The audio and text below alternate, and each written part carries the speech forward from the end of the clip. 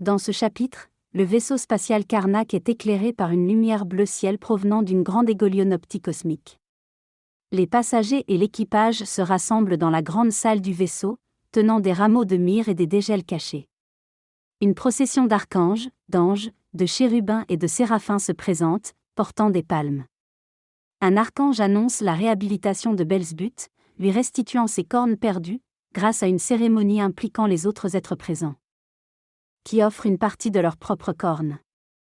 L'archange utilise un sceptre sacré pour ce rituel de réconciliation et de restauration des attributs de Belzébuth. Pendant une cérémonie, Belzébuth voit apparaître des cornes sur sa tête, signe de la perfection de sa raison. Chacune des ramifications des cornes provoque l'émotion des assistants, témoins de ce moment exceptionnel. Lorsque la 5e ramification apparaît, Belzébuth est considéré comme ayant atteint le niveau de raison le plus élevé. Le pot de coulade sacré. Les êtres présents se prosternent devant lui en signe de respect. Le vénérable archange souligne l'importance de ce moment pour tous les êtres du cosmos.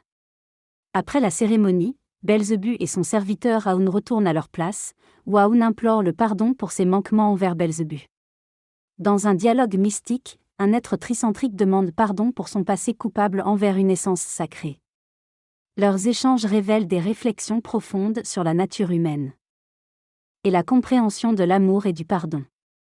Alors qu'ils se dirigent vers la planète Karata, des transformations intérieures se produisent chez ces êtres face à la présence de leur guide Belzébuth.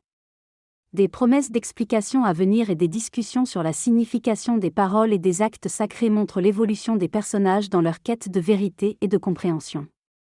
Le pardon, l'amour et la sagesse imprègnent tout ce récit mystique. Belzébuth reçoit une question de Niri, le Créateur éternel, sur le psychisme des êtres tricentriques de la Terre et s'il y a un moyen de les sauver. Belzébuth répond en proposant d'implanter un nouvel organe aux êtres humains pour qu'ils prennent conscience de leur mortalité et réduisent leur égoïsme.